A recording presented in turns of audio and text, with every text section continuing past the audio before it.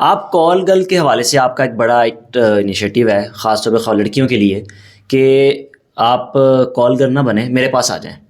دیکھیں میں سمجھتا ہوں کہ سوسائٹی میں نا لڑکیاں آپ کو ہمیں کال گرلز نظر آتی ہیں, ان کو خراب کرنے میں اتنا ہی ہاتھ مرد کا بھی ہے. دیکھیں ایک مرد قیمت لگاتا ہے ایک لڑکی کی, بالکل, اور اس کے گھر میں آٹا نہ ہو تو وہ قیمت قبول کر لیتی ہے. قبول کر لیتی ہے. آپ کے پاس جو خواتین آئیں جنہوں نے اپنے آپ اپنے کردار کو بدلا, کوئی ایک کہانی جو بڑی دردناک ہو بتایا بناتا ہے. میں آپ کو بتانا چاہتی ہوں, میں نے ایک ایسی عورت کو, با پردہ عورت, اس کا دور دور تک دنیا سے کوئی تعلق نہیں تھا, میں نے اس کو کال گرل بنتے ہوئے اپنی آنکھوں سے دیکھا ہے. اور میں اتنا مجھے دکھ ہوا. عورتیں جو ہے نا وہ بیوقوف نہیں ہوتی, یا ہم کہیں گے کم عقل ہوتی ہیں. عورت بڑی عقل مند ہوتی ہے, لیکن اس کو جب اپنی فیملی اپنی آنکھوں کے سامنے, عورت بچے اپنے بھوکے مرتے ہوئے نہیں دیکھ سکتی. ٹھیک ہے, کسی عورت کی کہانی جو آپ سنانا چاہیں. میں سنانا آپ کو چاہوں گی. ایک حافظ قرآن تھے. اچھا. گھر میں بچوں کو قرآن پڑھانے والا بندہ. اچھا. 4 اس کے اپنے بچے, اور اس کی عورت کو اتنا نہیں پتا تھا کہ ساتھ والی کونے والی جو دکان ہوتی ہے نا محلے میں, چھوٹی کریانہ شاپ ہوتی ہے, جی وہاں پہ 10 روپے کی پتی کیسے لینے جانا پڑتا ہے. اچھا. اس کو یہ نہیں پتا تھا. اس کے ہسبینڈ کی ڈیتھ ہو گئی.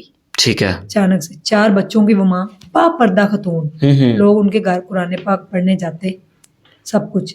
جب ہسبینڈ کی ڈیتھ ہوئی, کوئی پرسان حال نہیں تھا. وہ لوگوں کے کوٹھیوں میں برتن مانجنے گئی تو اس کو وہی کچھ آگے سے ملا.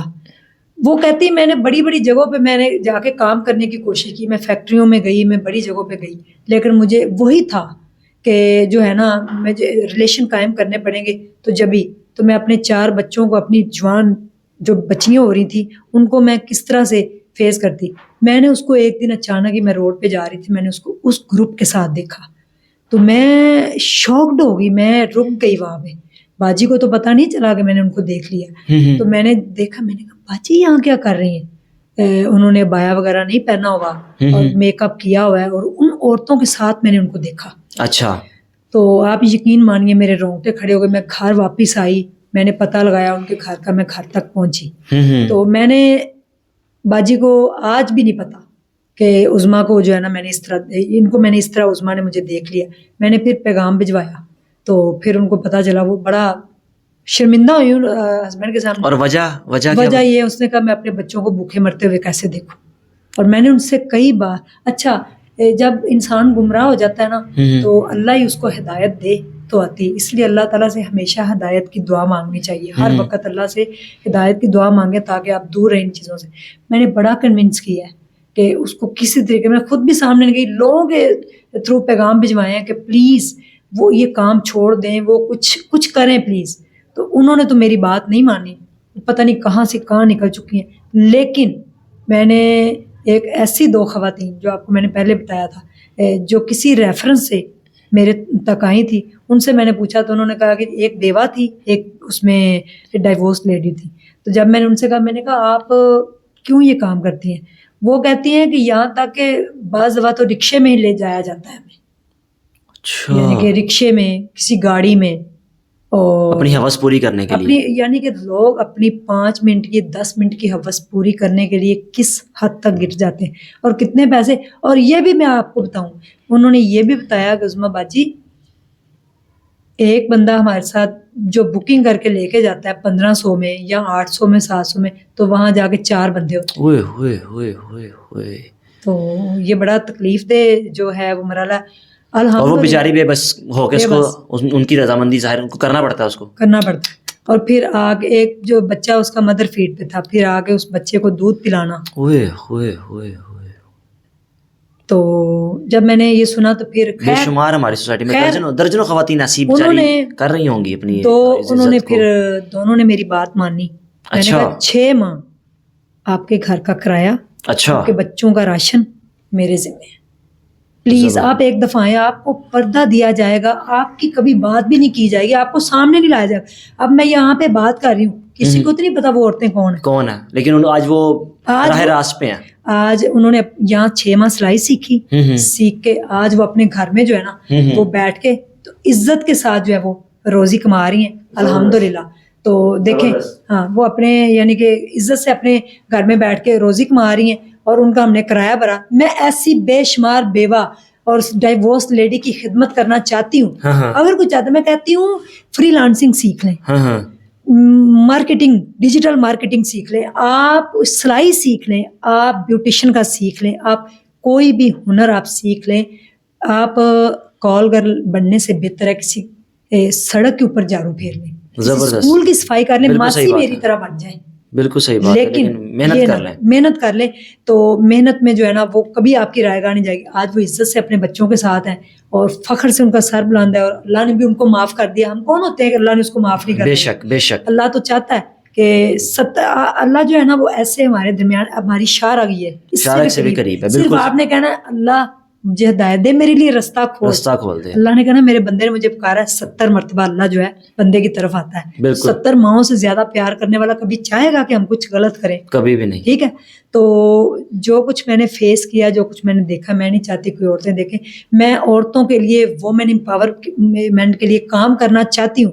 میرے پاس اتنے سورسز نہیں ہیں. میرے پاس کئی بیوہ خاتون ہیں, کہتی ہیں باجی سانو راشن دے دے, باجی سارا کچھ کر. میں کیا کروں, ان کو کہاں رکھوں؟ صحیح بات ہے. ان کے یتیم بچوں کو میں کیسے پڑھاؤں, کہاں ان کو میں کام دکھاؤں؟ کیونکہ میرے پاس جگہ نہیں ہے. کہ لوگوں کے بھائی اتنے تو بڑے بنگلے ہیں, اتنے تو بڑی جگہ پڑی ہوئی ہے. میں چاہوں گی کہ لوگ میرے ساتھ جڑیں, ہم ہاسپٹل بنائیں, ایک شیلٹر دے دیں عورتوں کو, ان کو کام سکھا دیں. اگر وہ کام سیکھنے آتی ہیں تو ان کے بچے کہاں رہیں؟ تو بچوں کے لیے میں نے چھوٹا سا شیلٹر ہوم بنایا کہ بچے سیف ہو جائیں, ان کو ہم کام سکھا دیں. تو دنیا میں کوئی بھی کام چھوٹا بڑا نہیں ہوتا. ٹھیک ہے, انسان کے اندر سے جو ضمیر ہے نا, یہ مطمئن ہونا چاہیے. بالکل صحیح ہے. میں چاہوں گی کہ آپ لوگ سارے جو مل کے میرا ساتھ دیں, تاکہ ہم جو ہے نا زیادہ سے زیادہ بھی پاکستان کی عورتوں کے لیے کام کر سکیں. عظمیٰ جی, آخر میں شادی جب خامند کی تو اکثر یہ بھی شاید یہ بھی کہا گیا کہ شاید یہ بھی ایک فیم لینے کا طریقہ ہے. فیم تو تب بھی تھا, سب کچھ تھا, پیسہ بھی تھا, شہرت بھی, سب کچھ تھی. شادی کے بعد آپ جیسے آپ نے شوہر کی اپنے ہاتھوں سے دوسری شادی کروائی, کچھ خواتین نے کرٹیسائز بھی کیا کہ آپ نہ کریں. اکثر آپ لوگ خواتین اس زندگی کے بارے میں کچھ چند الفاظ میں اگر آپ کچھ کہنا چاہیں کہ اس زندگی نے آپ کی زندگی میں کیا تبدیلیاں لے کر آیا اور آپ کے خاوند کے لیے کیا آسانیاں پیدا کی؟ دیکھیں, میں اپنے خاوند کے ساتھ ازدواجی زندگی میں سروائیو نہیں کر پا رہی تھی. ٹھیک ہے, اور میرے دل سے بھی ایک آواز آتی تھی کہ میرا ان کے ساتھ رشتہ کچھ صحیح نہیں ہے, کیونکہ وہ میرے سے چھوٹے ہیں, ان میرڈ تھے. میرا بیٹا, میں ایک بچے کی ماں ہو کے ان کے ساتھ شادی کی, جس طرح سے بھی سروائیو کیا. میں نے زندگی کے 8 سال ان کے ساتھ گزارے, اب میرے 10 سال گزارے تقریباً. تو میں جب سروائیو نہیں کر پا رہی تھی تو میرے جو خاوند ہے, اگر وہ باہر جا کے کسی عورت کے ساتھ ریلیشن قائم کر لیتے تو افیئر میں آ جاتے. گناہ تھا نا, گناہ تھا. وہ کس کے ذمہ تھا؟ آپ کے ذمہ بھی تھا, ان کے بھی ذمہ, دونوں کے ذمہ تھا. دونوں. میری ایک بچی ہے, ٹھیک ہے, بیٹی ہے میری, کل کو اس نے اس سوسائٹی میں ہونا, تو میں نہیں چاہتی کہ وہ چیز آگے آئے. وہ غلط کام جو آپ کرتے ہیں وہ آپ کو ریوارڈ ضرور اس کا ملتا ہے, ریوارڈ ضرور ملتا ہے. بالکل صحیح بات ہے. میں نے یہ صحیح ڈیسیژن لیا, وہ نہیں مان رہے تھے, ان کو منایا. الحمدللہ بڑی اچھی لائف ان کی گزر رہی ہے. وہ ان کی کزن ہے, بڑی شریف گھر کی لڑکی ہے, ان میرڈ تھی, ٹھیک ہے, چاچو کی بیٹی ہے, اور ہم کٹھے رہے ہیں. 2 سال ہو گئے ان کی شادی کو, 2 سال ہم اس میں سے 1 سال پورا کٹھے رہے. پچھلے سال میں کیوں سیپریٹ ہوئی ہوں, میرا بیٹا بڑا ہو گیا ہے, بالکل میری بیٹی جوان ہو رہی ہے. میاں بیوی کو ایک پرائیویسی چاہیے ہوتی ہے. ہمارا چھوٹا سا گھر ہے, 3 کمرے ہیں صرف, اس میں چھوٹے سے. تو وہاں پہ میرا بیٹا اور میں سروائیو نہیں کر پا رہے. ہم کھانا بدوشوں والی لائف آج بھی گزار رہے ہیں. کوئی لائف سٹائل میرا لگژری نہیں ہے. ایک کمرہ مجھے ادھر سلائی اسکول میں پڑھی رہتی ہوں, اس میں ایک چھوٹا سا بیڈ رکھا ہوا, 2 چھوٹے سے صوفے, کوئی آ جائے بٹھا دے. تو وہاں پہ ہم اپنی زندگی گزارے. آج بھی میرے بیٹے کے پاس کوئی سیپریٹ روم نہیں ہے, حالانکہ وہ بڑا ہو گیا, اس کو سیپریٹ روم کی ضرورت ہے. تو میں نے ان کی شادی کروائی اس لیے کہ ہم جو ہے نا وہ ہنسی خوشی زندگی گزار سکیں, اور اسلام میں بھی جائز ہے. اب وہ افورڈ کر رہے ہیں, ٹھیک ہے, بیگم کو آرام سے ان کے ساتھ رہتے ہیں. ہماری کوئی لڑائی نہیں, ہم آپس میں, میں آج بھی ادھر گئی ہوئی تھی, کل بھی میں رات ادھر ہی تھی, بچہ بھی ساتھ تھا میرے, تو ہم آپس میں ملتے گرتے ہیں, ہمارا کوئی گلا. وہ اتنی اچھی ہے, کوئی سوتن والا چکر نہیں ہے کہ سوتن نے اس کو بھی. سوتن لفظ بڑا خطرناک ہے سوسائٹی کے لیے, ہماری خاص طور ہماری سوسائٹی کے لیے. سوتن تے مٹی دی بھی نہیں مان ہوندی, لوگ کہتے ہیں, لیکن وہ مٹی دی نہیں, وہ سونے دی. زبردست, میری بڑی عزت کرتی ہے. کچھ خواتین کو دے دے پیغام, اگر کوئی دینا. خواتین کو میں یہی کہوں گی کہ دیکھیں, وہ اتنی اچھی خاتون, اگر آپ اپنے ہسبینڈ کے ساتھ یا ہسبینڈ آپ کے ساتھ سروائیو نہیں کر پا رہے اور آپ افورڈ بھی کرتے ہیں, آپ افیئر تو برداشت کر لیتی ہیں اپنے خامد، لیکن دوسری شادی نہیں کریں آپ گی. نکاح کیوں نہیں برداشت کرتے؟ اس میں آپ کو کیا ایسی چیز ہوتی جو افیئر میں کام ہوتا ہے وہی نکاح میں ہوتا ہے، لیکن نکاح میں برکت ہے، جائز طریقہ ہے، جائز حلال ہے، سنت ہے، آپ صلی اللہ علیہ وسلم کی سنت، اللہ تعالیٰ کا حکم ہے نکاح. تو میں نے جو کیا ہے میں فیم لینے کے لیے نہیں کیا. کتنا کو ہم نے اس کا چہرہ دکھایا، یا آج تک میں ولاگ بناتی ہوں تو میں فیم ماشاء اللہ. تو اللہ پاک نے ایک بیٹا بھی دیا ہے، بیٹا بھی دے دیا الحمدللہ. تو ہم بڑی اچھی لائف گزار رہے ہیں، شکر الحمدللہ. غریب ضرور ہے لیکن عزت ہے، دل کے بھی امیر ہیں، ویسے بھی امیر ہیں الحمدللہ ماشاء اللہ. تو یہ میرا پیغام ہے کہ اپنے اگر آپ کے ہسبینڈ افیئرز میں ہیں تو ان کو، سارے نہیں میں کہہ رہی کہ موسٹلی ہوتے ہیں، موسٹلی ہوتے ہیں، لیکن میں چاہوں گی کہ آپ ان کو نکاح میں بدل دیں، ان کے ساتھ ان سے کہیں کہ نکاح سوسائٹی میں، تاکہ وہ ایک تھوڑی امپروومنٹ آ سکے. صحیح ہے. کئی بیوہ خواتین، صحیح بات، کئی ڈیورس لیڈی بیچاری، ان کا کوئی اگر لوگ آسرا دینا شروع کر دیں ان کو تو میرے خیال میں یہ برائیاں بھی معاشرے میں ختم ہو سکتی ہیں. حقیقت بات ہے بالکل جی. بڑی خوبصورت گفتگو ہوئی، بڑا مزہ آیا ان کے اپنے پوڈ کاسٹ پہ. میں نے کہا کہ بھائی میں بھی کروں گا، بھائی میں بھی آج نئی چیزیں آپ سے جاننا چاہوں گا زندگی کے بارے میں جو لوگوں کو پتہ ہی نہیں ہے اور جو لوگوں تک پہنچنی چاہیے. مقصد ہمارا ایک ٹارگٹ ہاسپٹل ہے. 2024 میں یہ آپ پوڈ کاسٹ دیکھیں گے اور 2024 میں ہم نے اس ہسپتال کو مکمل کرنا ہے. اس ہسپتال کو مکمل کرنے میں اپنا کردار ادا کریں. کردار اس طرح ادا کر سکتے ہیں کہ آپ 1 روپے بھی دے سکتے ہیں، 10 روپے بھی دے سکتے ہیں، اوورسیز پاکستانی $10 بھی دے سکتے ہیں، اوورسیز پاکستانی $10 بھی دے سکتے ہیں. اور ہاں، اگر جو مشہور پرسنالٹیز ہیں ان سے میری گزارش ہے بھائی جان، آپ بے شک پیسے نہ دیں، آ کے آپ ایک انٹرویو دے دیں، کیونکہ اس یوٹیوب کی جو انکم ہے وہ انہی لوگوں پہ بانٹے گی یا اس ہسپتال میں لگے گی جس ہسپتال کو بنانے میں یہ کوششیں کر رہی ہیں. جگہ بھی خرید لی ہے، جگہ کے اس کی جو اس کی باؤنڈریز ہیں ان کو بنانے جا رہی ہیں. تو گزارش ہے کہ اس نمبر پہ لوگ رابطہ کر کے، رابطہ نہ بھی ہو تو آپ جائز کا جیسی پیسہ کر کے آپ اس کو واٹس ایپ کر دیں.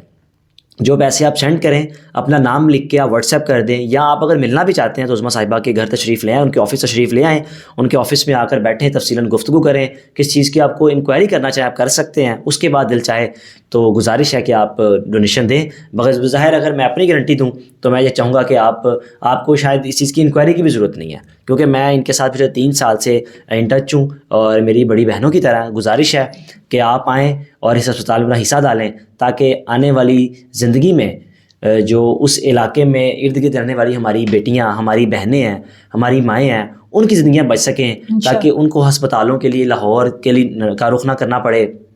ڈلیوری کیسز کے لیے جب تک وہ لاہور آئیں تب تک وہ خاتون ہی زندگی کی جان کی بازی ہار جاتی ہے. تو لوگوں کی زندگیاں محفوظ کرنے میں اہم کردار ادا کریں. اللہ تعالیٰ آپ کی بخشش کرے گا. اپنے میزبان کو اجازت دیجیے. اللہ حافظ.